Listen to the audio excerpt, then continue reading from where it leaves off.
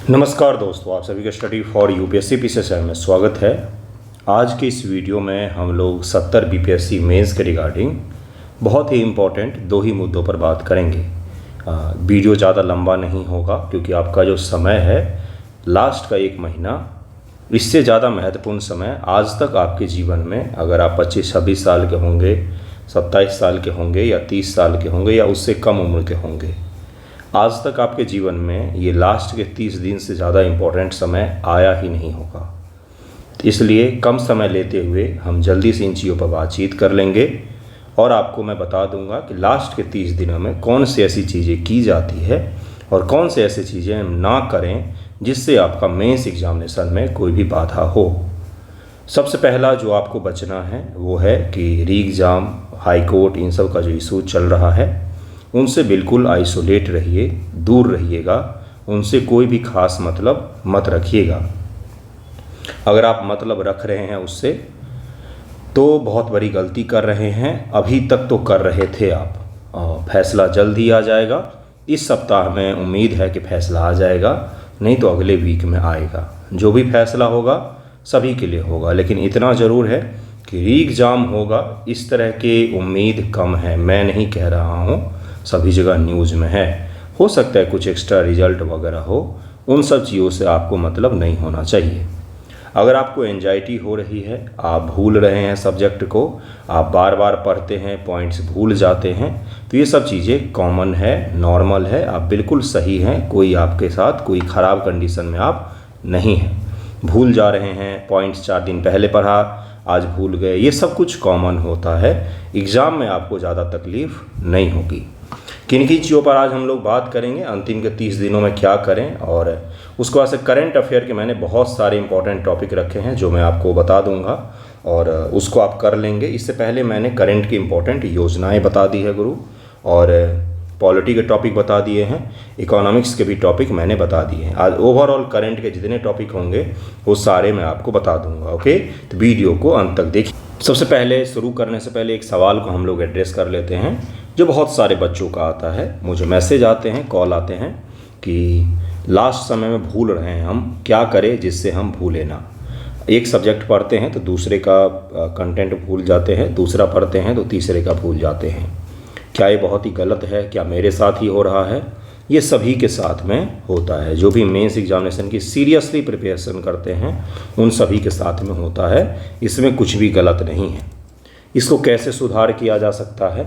आप सभी सब्जेक्ट के सभी सवालों को, सभी टॉपिकों को रट नहीं सकते हैं, सारे पॉइंट आपको एग्जैक्ट याद नहीं होंगे एग्ज़ाम में। तो क्या किया जाए सर?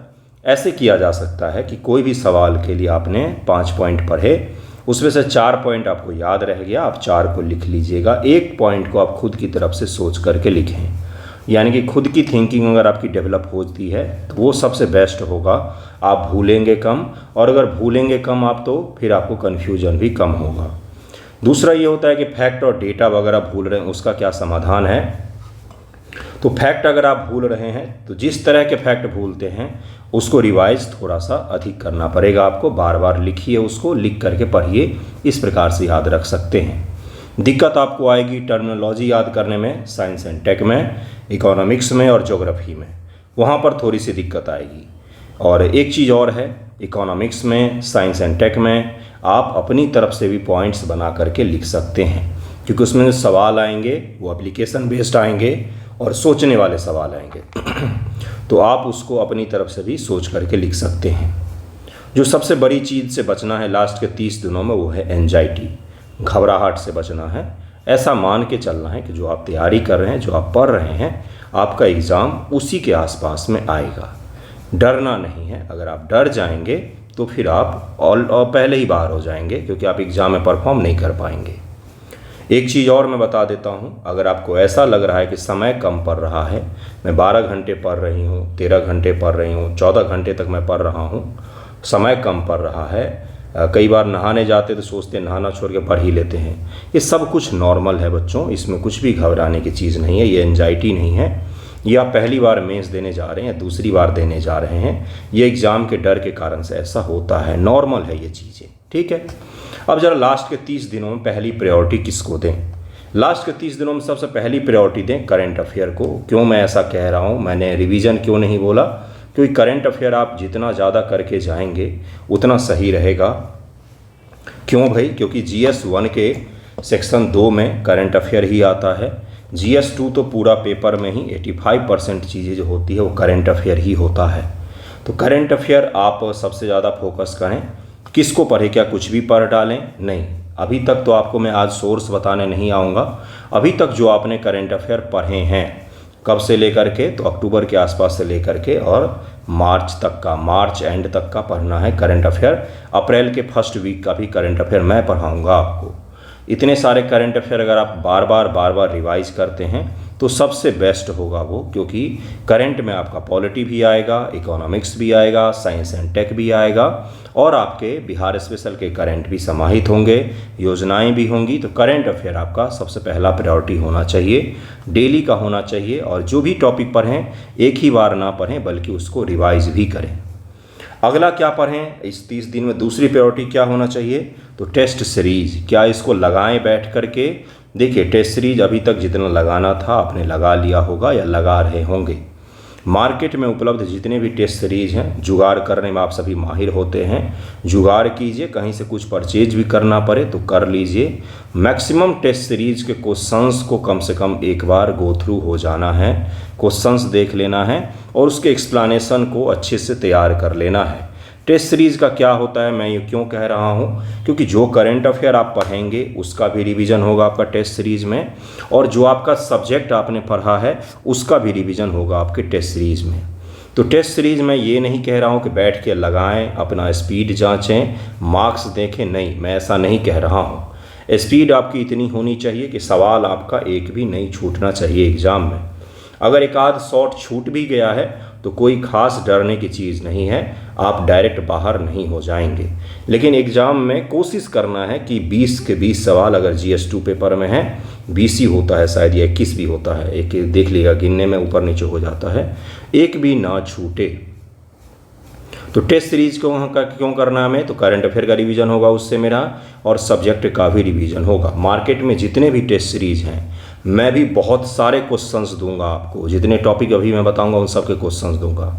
उन सभी से गो थ्रू हो ही के ही जाना है एग्ज़ाम में, नो मैटर किसी का भी टेस्ट सीरीज हो, उठा करके देखना ही है।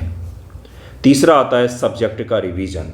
सब्जेक्ट के रिवीजन को विशेष रूप से ध्यान दें। जो आप टेस्ट सीरीज पढ़ेंगे उसमें भी आपका सब्जेक्ट का रिवीजन ही होगा, क्योंकि टेस्ट सीरीज अगर आप 5 अलग अलग कोचिंग के लगाते हैं तो ऑलमोस्ट हर टॉपिक आपका 2 बार हो जाता है। सब्जेक्ट रिवीजन में किस तरह से करें सर, बहुत सारे सब्जेक्ट हैं तो टारगेटेड करें। जैसे GS 1 में आप हिस्ट्री का जो सेक्शन है उसमें 1857 से लेकर के 1857 से लेकर के 1917 तक का जो सेक्शन है, चंपारण तक का जो सेक्शन है, आपके 99% सवाल मॉडर्न हिस्ट्री में इसी सेक्शन से पूछे जाते हैं। गांधी, नेहरू, टैगोर को अलग से करें, क्योंकि एक सवाल की इनमें से गारंटी होती है। तो अगर मुझे एक लॉन्ग फॉर्मेट कोई पहले ही बता दे तो मैं क्यों नहीं उसको तैयार करूंगा, तो इसलिए उसको तैयार करके जाएं। गांधी, नेहरू, टैगोर हो गया। 1857 के स्वतंत्रता संग्राम से लेकर के 1917 तक का जो सेक्शन है, बिहार चंपारण तक का सेक्शन, उसको अच्छे से तैयार करें। बिहार स्पेशल में स्वामी सहजानंद सरस्वती, डॉक्टर लोहिया, इस तरह के जो टॉपिक होते हैं ये यूनिक टॉपिक होते हैं, कभी कभार पूछे गए हैं, लेकिन हो सकता है आपसे पूछ ले। इस तरह के टॉपिक को भी ना छोड़ें। भारत में राष्ट्रवाद का उदय, कांग्रेस उग्रवाद, कांग्रेस उदारवाद, ये सब सेक्शन जो है ये आपका बोनस सेक्शन होता है, लिमिटेड सेक्शन होता है, कभी भी छोड़ के ना जाएं। चंपारण जैसे आंदोलन अच्छे से तैयार करें। बिहार में पाश्चात्य एजुकेशन कैसे डेवलप हुआ, इसको अच्छे से तैयार करें। आर्ट एंड कल्चर में किसको ना छोड़ें, आर्ट एंड कल्चर में मॉडर्न आर्ट को कभी भी छोड़ के नहीं जाना है एग्ज़ाम में।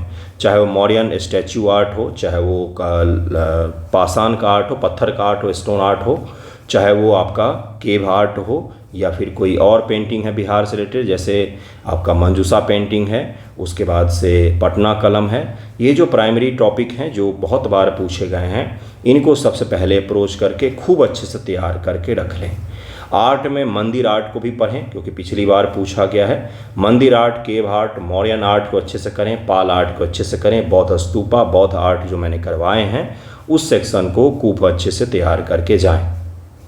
ये 2 हो गया आपका हिस्ट्री का GS1 का। GS2 में किस प्रकार से टारगेटेड करना है, तो पॉलिटी के जो सेलेक्टेड टॉपिक मैंने दिए हैं उन सेलेक्टेड टॉपिक को सबसे पहले अप्रोच करना है, और सिलेबस आपके पास में जो होगा तो सिलेबस लेकर के बैठना है ऐसे, और टिक करना है कि आज मेरा सिलेबस का ये 4 टॉपिक मैंने अच्छे से रिवाइज कर लिया। और लास्ट के 1 महीने में तो एक दिन में 10-10 टॉपिक बच्चे रिवाइज करते हैं, क्योंकि 10 घंटे बैठेंगे तो 10 टॉपिक निपटा देंगे, इतना स्पीड आ जाता है, क्योंकि बार बार पढ़ा है आपने उसका। ठीक है, आपसे 5 ही होता है, आप पहली बार ही मेंस दे रहे हैं तो उसको रिवाइज आपको करना पड़ेगा। किस प्रकार से बंधुओं, किस प्रकार से, ये लिया सिलेबस, उसको रख लिया सामने। आज पॉलिटी का सिलेबस लेकर बैठे हैं सुबह से शाम तक में मुझे 10 टॉपिक रिवाइज करना है। ऐसे टॉपिक जिनसे मैं फैमिलियर कम हूँ उनको पहले अप्रोच कर लीजिए, क्योंकि उसमें समय लग जाता है। जैसे मान लीजिए दबाव समूह का टॉपिक है, क्षेत्रवाद का टॉपिक है, पंचायती राज का टॉपिक है, ये सब टॉपिक से फैमिलियर हम कम होते हैं। जातिवाद का टॉपिक है और मूल अधिकार, DPSP, ये सब हम बहुत ज़्यादा पढ़ते हैं, इससे फैमिलियर होते हैं। तो इनको बाद में रिवाइज करेंगे जिसमें कम समय लगता है, जिसमें अधिक समय लगता है उसको पहले रिवाइज कर लिया। इसी प्रकार से ज्योग्राफी का भी है, जो इंडिया की ज्योग्राफी है, जैसे भारत का मैदान है, भारत के पहाड़ है, भारत की नदियां हैं, और भारत में कृषि जो है, और भारत का मौसम, ये 5 चैप्टर जो होता है इसको पहले रिवाइज करें, क्योंकि यहाँ से सवाल पूछे जाते हैं।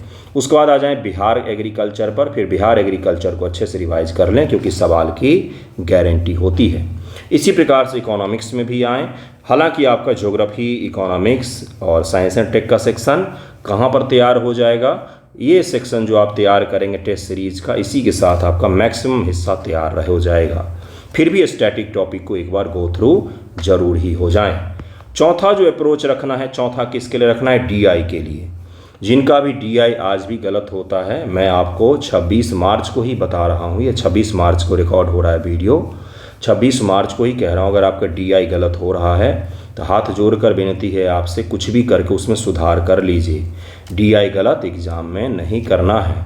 DI सही कर लिया, IR सही कर लिया और मॉडर्न हिस्ट्री का सवाल लिख दिया, आपका GS1 पार हो गया।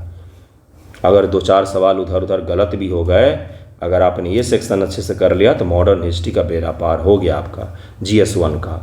तो DI को कैलकुलेटर और टाइमर सहित मोबाइल में टाइमर ऑन कर दीजिए ऐसे, और फिर कैलकुलेटर लेकर के बैठ जाइए और स्टेप में सॉल्व कीजिए। DI को स्टेप में सॉल्व करके कोशिश कीजिए कि 35 to 40 मिनट में उस दोनों DI के आंसर आ जाए। 1 से 2 सवाल डेली लगाएं, एग्ज़ाम से पहले तक लगाएं, जिससे प्रैक्टिस शानदार रहे और हर वैरायटी के सवाल हो। LK झा की बुक आती है, BPSC PYQ से भी सहारा ले सकते हैं। सबसे अंतिम आता है अपना 5वां निबंध।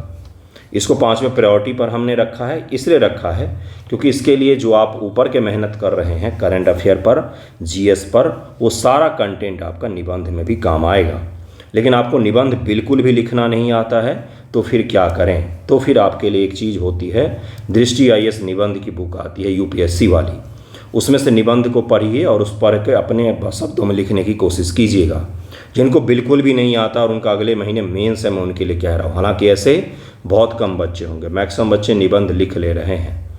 ऐसे स्टूडेंट जो निबंध लिखते हैं और उनका निबंध में भटकाव हो जाता है, शुरू तो किया ईर घाट से लेकर चले गए बीर घाट तक, ऐसे बच्चे कृपया करके निबंध लेखन पर विशेष ध्यान दें, क्योंकि निबंध के सिलेबस में UPSC का जो सिलेबस देखेंगे, BPSC ने सिलेबस दिया ही नहीं है। UPSC का जो सिलेबस देखेंगे निबंध का, तो उसमें उन्होंने लिखा है कि जो टॉपिक है उसके अनुसार होना चाहिए। तो यहाँ पर भी वही है गुरु, जो टॉपिक है उसके अनुसार अगर आपने 8 पेज लिख दिया है, थोड़ा बहुत एक आध पैरा इधर उधर हो जाए तो भी चल जाता है, तो आपके मार्क्स शानदार आते हैं। कहाँ से प्रैक्टिस करें सर, तो मैं आपको बहुत सारे टॉपिक देता हूँ। PYQ उठा सकते हैं, आप खुद भी टॉपिक बना सकते हैं। दृष्टि UPSC निबंध की जो बुक है उसमें भी टॉपिक हैं, उसको भी लिख सकते हैं। 1 सप्ताह में 3 निबंध का प्रैक्टिस करना है, यानी कि एग्ज़ाम से पहले अभी आप आज से ले लें तो करीब में 15 निबंध आपको लिख करके प्रैक्टिस कर लेना चाहिए। क्यों मैं ऐसा कह रहा हूँ, क्योंकि हर वैरायटी के निबंध अगर आप लिख लेंगे, 1-2 सोशल इशू संबंधित, 1-2 विज्ञान प्रौद्योगिकी संबंधित, 3-4 दर्शन आधारित लिख देंगे और 3-4 बिहार स्पेशल लिख देंगे, तो आपका एक रिदम बन जाएगा, एक अभ्यास बन जाएगा, एक सोचने की डायरेक्शन आपकी तय हो जाएगी और अगर एक बार वो तय हो जाता है तो आपके मन में अपने आप पॉइंट्स आते होंगे। जो भी बच्चे निबंध लिख रहे हैं उनको पता होगा कि मैं उनकी मन की बात बता रहा हूँ। अगर मैं कोई निबंध लिखता हूँ, पूरे दिन भर उससे रिलेटेड पॉइंट दिमाग में आता रहता है कि ये पॉइंट मैं डाल सकता था, ये पॉइंट मैं डाल सकता था। तो ये प्रवृत्ति अगर आपके अंदर डेवलप होती है तो सबसे बेस्ट होता है। वो कैसे डेवलप होता है कि आप सप्ताह में कम से कम एक दिन गैप करके एक निबंध जरूर ही लिखें। मिनिमम सप्ताह में 3 निबंध का प्रैक्टिस अगर आप कर रहे हैं, आपकी हैंड राइटिंग सही है, तो निबंध में शानदार मार्क्स आज ही आपको बता देता हूँ आपके आ जाएंगे। अब जरा चलते हैं कि ये मैंने बता दिया है आपको जो क्या क्या करना है अंतिम के महीनों में, किस चीज़ से बचना है। अगर आप ऑनलाइन कुछ स्टडी करते हैं तो मैं आपसे हाथ जोड़कर विनती कर रहा हूँ, इसका एक फिक्स टाइम रखिएगा कि मुझे शाम में 6 बजे के बाद ही कुछ भी ऑनलाइन छूना है या सुबह में 6 से 8 के बीच में ऑनलाइन छूना है। बहुत सारे बच्चों के साथ ये दिक्कत होती है, उठते तो उठाते हैं फ़ोन यूट्यूब देखने के लिए और लग जाता है घंटों समय उनका टेलीग्राम में और बाकी जगहों पर। एग्ज़ाम 1 महीने बाद अगर आज भी सोशल मीडिया पर एक्टिव हैं, इंस्टाग्राम टेलीग्राम का भरपूर उपयोग कर रहे हैं मज़े लेने के लिए, तब तो फिर दिल्ली दूरस्थ है महाराज, ऐसा मत कीजिएगा। तो मैं आपको यही बोलूँगा कि ऑनलाइन कंटेंट का सहारा लीजिए, बिल्कुल लीजिए, पढ़ने वाले कंटेंट को देखिए, लेकिन उसके अलावा कुछ भी मत कीजिए। 1 महीने के लिए आइसोलेट हो जाइए। ये इससे बड़ा मौका कब मिलेगा यार। 2000 सीटें हैं 70 बीपीएससी में, कब मिलेगा। एसडीएम और डीवाईएसपी बनने का मौका मुझे नहीं लग रहा जीवन दोबारा कभी इतना बड़ा आएगा। तो इसलिए कुछ भी कर सकते हैं तो सब कम पड़ेगा। आज की इस वीडियो में करंट अफेयर के कौन कौन से टॉपिक होंगे। 16 दिसंबर 2024 से लेकर 25 मार्च 2025 तक का इसमें मैंने टॉपिक डाला है। एक चीज़ मैं पहले ही दे देता हूं कि इससे पहले मैंने विजन आईएएस के हर मंथ की इम्पोर्टेंट टॉपिक आपको मार्क करके दिए हैं। ये वो टॉपिक हैं जो लास्ट में, क्योंकि विजन भी जनवरी तक आया है, फरवरी का आ जाएगा, लेकिन मार्च के भी आपको करंट अफेयर पूछे जाएंगे। इसमें ऐसे टॉपिक हैं जो चर्चा में रहते हैं और मैंने उन टॉपिक के अलावा भी ये इम्पॉर्टेंट टॉपिक निकाला है जहां से बीपीएससी मेंस में सवाल बनाए जा सकते हैं। पहला टॉपिक है संप्रदायवाद फिल्मों का योगदान। क्यों ये मैंने डाला है, क्योंकि कुछ दिन पहले ही छावा मूवी आई है, उसके बाद से लोग औरंगजेब की कब्र उखाड़ने चले गए हैं। तो इसलिए संप्रदायवाद जो है ये चर्चा में है और इसलिए भी नहीं पूछा जाएगा। ये बीपीएससी में एक सवाल सेकुलरिज्म, संप्रदायवाद, जातिवाद, वर्णवाद, इनसे गारंटेड होता है। इसको क्या कहा जाता है, सोशल इशू कहा जाता है। इससे एक सवाल की गारंटी होती है, इसलिए इसको जरूर पढ़ के जाएं। संप्रदायवाद, कारण, समाधान, फिल्मों का योगदान हो सकता है मैंने अपनी तरफ से जोड़ा है। आपसे पूछे तो आप करंट में इंट्रो में ऐड कर दीजिएगा। दूसरा है नक्सलवाद, जो कि कुछ दिन पहले ही हमारे गृह मंत्री महोदय ने घोषणा की कि 2026 तक हम नक्सलवाद को निपटा देंगे। इसलिए वेरी वेरी वेरी इंपॉर्टेंट है। 4 दिन पहले ही सिक्योरिटी फोर्सेज ने इनकाउंटर में 30 को निपटाया है। तो ये नक्सलवाद का टॉपिक वेरी इंपॉर्टेंट। इसके साथ एक और जोड़ लीजिएगा, इसी का जुड़वा भाई है उग्रवाद, जो नॉर्थ ईस्ट में देखने को मिलता है, मणिपुर जैसे राज्यों में देखने को मिलता है। मणिपुर इस ऊपर एक सवाल पूछा है उन्होंने, हो सकता है फिर से पूछ लें, इसलिए कृपया करके नक्सलवाद, उग्रवाद और मणिपुर को साथ में ज्वाइंट करके पढ़ें। नक्सलवाद बिल्कुल अलग टॉपिक है, उग्रवाद और आपका मणिपुर का इशू जो है वो इथनिक वायलेंस में आएगा, उसको अच्छे से पढ़ के जाएं। ये शब्द मैंने बोला है, हो सकता है वीडियो आपको देर से मिले क्योंकि यूट्यूब चेक करेगा। प्राकृतिक कृषि, नेचुरल फार्मिंग, ऑर्गेनिक फार्मिंग, आज मैंने एक सवाल भी दिया है जो 71 के लिए बहुत ही पुराना ग्रुप चल रहा है, 1 साल होने को है, उसमें मैंने आज सवाल दिया है नेचुरल फार्मिंग और ऑर्गेनिक फार्मिंग से रिलेटेड सवाल आप सभी को भी उपलब्ध करवा दूंगा मैं। उसमें मैंने सवाल ये दिया है कि बिहार में कृषि की समस्याएं क्या हैं, प्राकृतिक कृषि और ऑर्गेनिक कृषि किस प्रकार से उसके समाधान में मदद कर सकता है। जल्दी जल्दी कर लेते हैं जिससे आप लोगों का समय बर्बाद ना हो। भारत का एकीकृत थिएटर कमांड, भारत में, और एक और इससे रिलेटेड टॉपिक है। चौथा टॉपिक पर है ना अभी हम लोग, तीसरा तक कर लिया, चौथा पर कर लिया। एक और नीचे का मैं टॉपिक दिखाता हूँ आपको जिससे आपको पता चले कि मैं क्यों कह रहा हूँ ये। और भी लोगों के आपने टॉपिक देखे होंगे लेकिन इस तरह के नहीं है किसी के, इसलिए मैं ये करवा रहा हूँ ताकि सबसे अलग रहे अपना वीडियो। रक्षा मंत्रालय ईयर ऑफ रिफॉर्म के रूप में 2025 को मना रही है। हमारी जो डिफेंस मिनिस्ट्री है ईयर ऑफ रिफॉर्म के रूप में 2025 को मना रही है। ईयर ऑफ रिफॉर्म है 2025 हमारे मंत्रालय के लिए। तो रक्षा मंत्रालय ईयर ऑफ रिफॉर्म 2025 और थिएटर कमांड ये हाल ही में चर्चा में था, 4 दिन पहले ही चर्चा में था। भारत का एकीकृत थिएटर कमांड क्या है, किस प्रकार से काम करता है, इससे रिलेटेड सवाल पूछे जा सकते हैं मेंस एग्जामिनेशन में। इससे पहले जब सैन्य सुधार हुआ था, अग्निपथ योजना जिसको कहा जाता है भाई लोग, तो वह अग्निपथ योजना से भी पूछा गया था। अगला है चुनाव सुधार, ये क्यों हमें पढ़ना है। हाल के दिनों में चुनाव आयोग पर बहुत गंभीर सवाल उठाए गए हैं, इसलिए वेरी वेरी वेरी इंपॉर्टेंट चुनाव आयोग क्या है, चुनाव सुधार के लिए कौन से कदम उठाए जा सकते हैं, चुनाव आयोग से जुड़ी अब चैलेंजेस कौन से हैं, उसका समाधान कौन सा है। अगला टॉपिक है ग्लोबल वार्मिंग। ये तो हमेशा ही चर्चा में रहता है, लेस इंपॉर्टेंट, लेकिन एक बार गो थ्रू हो जाएगा क्योंकि इंपॉर्टेंट हो सकता है, क्योंकि इसी समय में जब आपका एग्ज़ाम कब है तो 25 अप्रैल से है, और मार्च और अप्रैल के महीने में सबसे ज़्यादा डिस्कशन होता है ग्लोबल वार्मिंग पर। गर्मी इस बार ज़्यादा पड़ेगी, हीट वेव चलेगा, इस साल सबसे लंबी गर्मी होगी, इस साल अल नीनो का प्रभाव है। तो ये सब चीज़ों बहुत ज़्यादा चर्चे में रहती है, ये 2 महीने चर्चे में रहती है मई तक में, इसलिए इससे हॉट टॉपिक है, सवाल आपसे पूछा जा सकता है। अगला जो करंट का ये टॉपिक होगा भारत में एआई। भारत में एआई ये वेरी वेरी इंपॉर्टेंट टॉपिक है, ये मुझे बताने की ज़रूरत नहीं, आप सबने पढ़ भी लिया होगा। भारत की ऊर्जा रणनीति है, इसको ज़रूर पढ़ के जाइएगा। कोयला आधारित ऊर्जा, परमाणु आधारित ऊर्जा, वेरी वेरी वेरी इंपॉर्टेंट आपके करंट अफेयर का ये टॉपिक है। ये कहाँ से मिलेगा सर हमें, तो विजन आईएएस का topic, vision IAS monthly follow कर रहे हैं तो वहाँ से मिल जाएगा, या दृष्टि आईएएस का वेबसाइट जो होता है करंट अफेयर का, डेली करंट अफेयर करके, उस पर भी आपको सारे टॉपिक मिल जाएंगे। या फिर आप ऐसे सर्च कीजिएगा भारत की ऊर्जा रणनीति यूपीएससी हिंदी, क्या सर्च करना है, भारत की ऊर्जा रणनीति यूपीएससी हिंदी, तो हिंदी मिल जाएगा। या इंग्लिश मीडियम के बच्चे भारत की ऊर्जा रणनीति यूपीएससी इतना सर्च कर देंगे तो इंग्लिश में मिल जाएगा। मखाना बोर्ड, मखाना बोर्ड के लाभ क्या हैं, क्या होगा ये बोर्ड, किस प्रकार से काम करेगा, मखाना का क्या महत्व है, मखाना में क्या स्थिति है बिहार की, किस प्रकार से इसको बढ़ा सकते हैं, ये सवाल वेरी वेरी इंपॉर्टेंट। बिहार में खेल और बिहार में पर्यटन, आज मैंने बिहार में खेल से जुड़ा हुआ एक सवाल दिया है।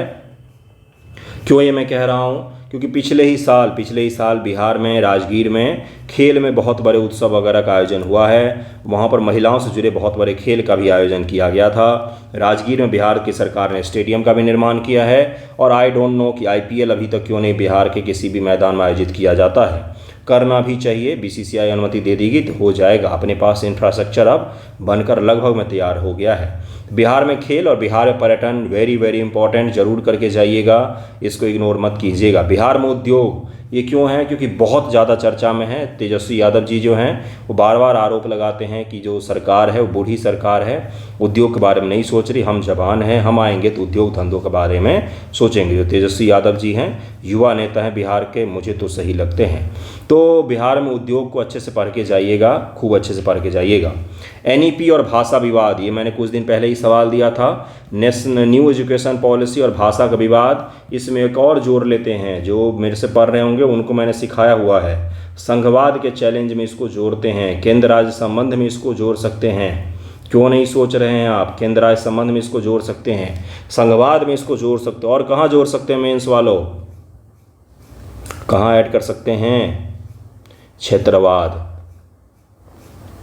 क्षेत्रवाद, क्षेत्रवाद भाई, क्षेत्रवाद के कारण भाषा विवाद लिखते हैं, तो ये कौन ऐड करेगा, आप ही को ऐड करना पड़ेगा। ये सारे टॉपिक एक ही जैसे होते हैं। न्यू एजुकेशन पॉलिसी, भाषा विवाद, संघवाद के चैलेंजेज में इसको शामिल करेंगे, केंद्र राज्य संबंध के चैलेंज में इसको शामिल करेंगे, क्षेत्रवाद में इसके कारण बता सकते हैं भाषा विवाद को। कॉलेजियम प्रणाली, 2 दिन पहले ही जज साहब के घर से ढेर सारा कैश मिला है, अभी तक ढेर सारा ही चल रहा है, कैश पता नहीं चला है कितना है। कॉलेजियम प्रणाली चर्चा में, और कल भारत के संसद में अपोजिशन और सरकार दोनों ने मिलकर के एक ही बात बताया है। दोनों ने बोला है कि कॉलेजियम प्रणाली में हमें सुधार करना चाहिए। इनको एक मौका मिला है कि न्यायपालिका में हम कॉलेजियम प्रणाली पर सवाल उठा सकें, और जज साहब इस मामले में फंस गए।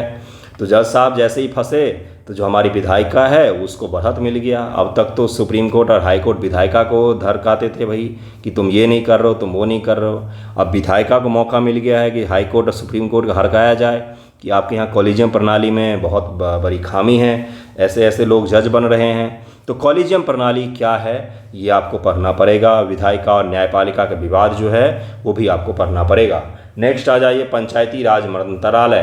पंचायती राज मंत्रालय ने प्रधानपति की अवधारणा, प्रधान जी पंचायत में आपने देखा है, प्रधान जी मंजू देवी आ रहे हैं कि आ रही हैं, तो वही उसमें था कि भाई प्रधान तो मंजू देवी थीं, लेकिन उनके पति जो थे उनको सब प्रधान जी कहते थे। प्रधानपति की अवधारणा पर पंचायती राज मंत्रालय ने एक बहुत ही डिटेल रिपोर्ट जारी किया है। क्या बोला मैंने? बहुत ही डिटेल रिपोर्ट जारी किया है। तो इस तरह के रिपोर्ट में चूँकि राज्यों की भी चर्चा की गई है, इसलिए वेरी इंपॉर्टेंट आपसे पूछ सकता है। अगला टॉपिक है इथेनॉल है, इसको पढ़ के जाइएगा। नितिन गडकरी जी को इथेनॉल मंत्री कह दिया जाता है, इतनी बार वो इथेनॉल की चर्चा करते हैं, तो इथेनॉल पढ़ के जरूर जाइएगा। बिहार सरकार ने भी इसको लेकर बहुत गंभीर प्रयास किए हैं, तो इसलिए इसको अच्छे से पढ़ के जाइएगा। सार्वजनिक व्यय गुणवत्ता सूचकांक आरबीआई ने जारी किया है और इसमें राज्यों की स्थिति भी बताई गई है। Very very very important. सार्वजनिक व्यय गुणवत्ता सूचकांक रिजर्व बैंक ऑफ इंडिया ने इसको जारी किया है, इसको जरूर पढ़ के जाइएगा।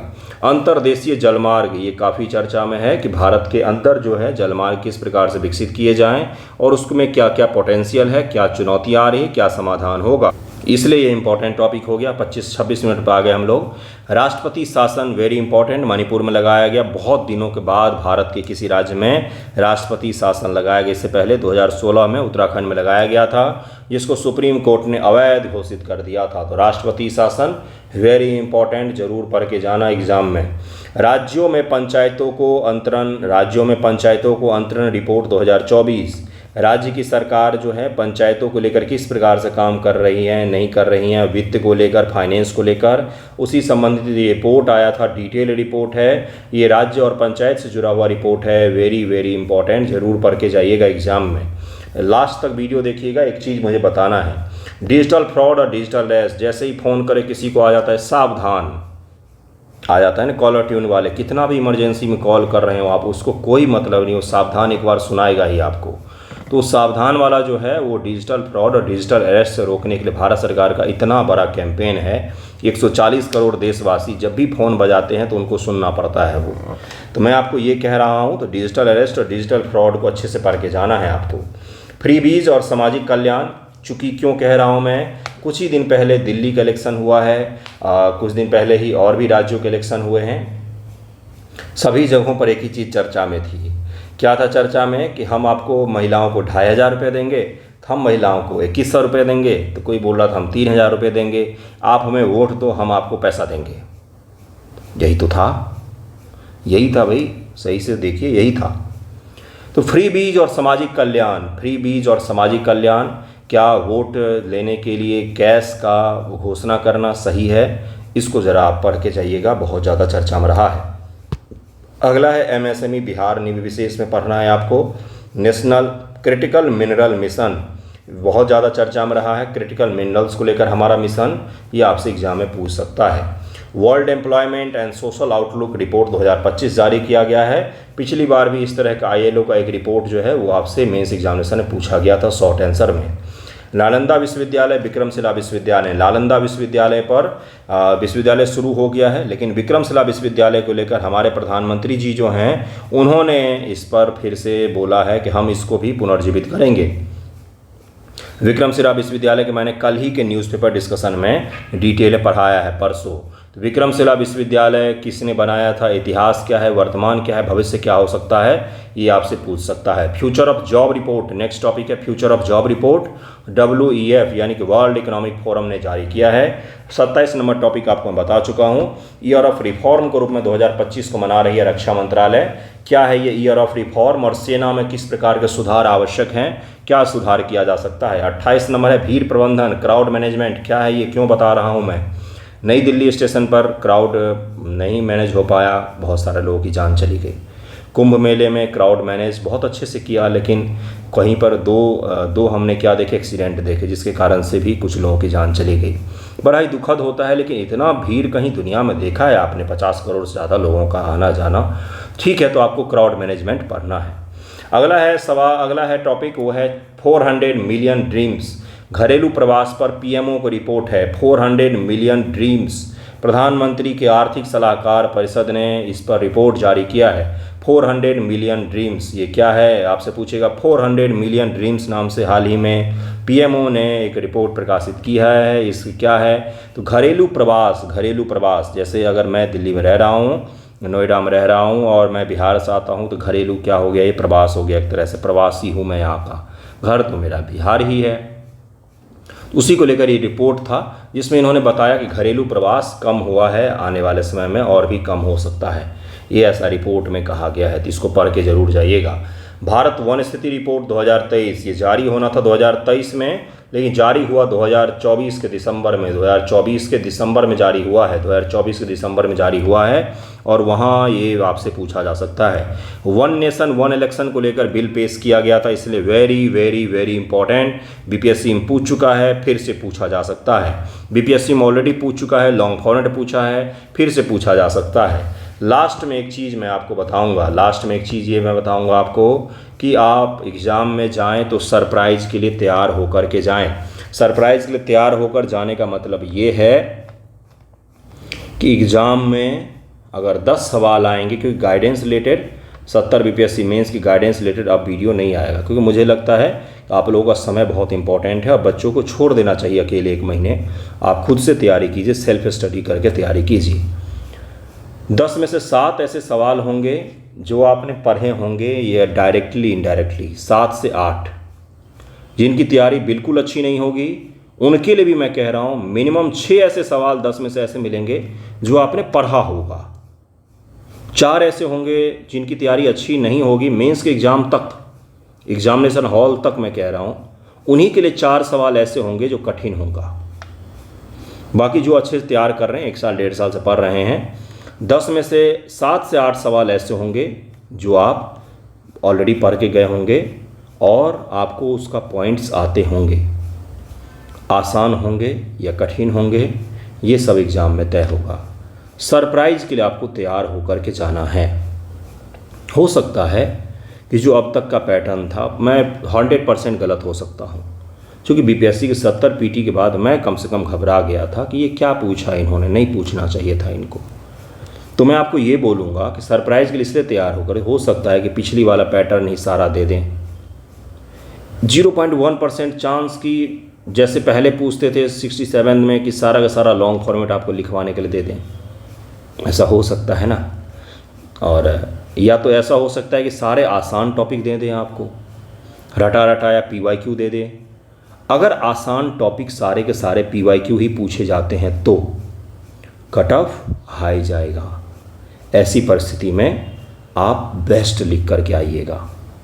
अगर सारे पीवाईक्यू और आसान पूछे जाते हैं तो ये जो पढ़ने वाले बच्चे होते हैं जिन्होंने बहुत मेहनत की है उनके लिए नुकसानदेह हो जाता है। और जो केवल पीवाईक्यू तैयार करके गए हैं, लास्ट का 1 महीना केवल मेंस के लिए पढ़ा है, कभी सीरियस नहीं थे, उस तरह के बच्चों को लाभ हो जाता है।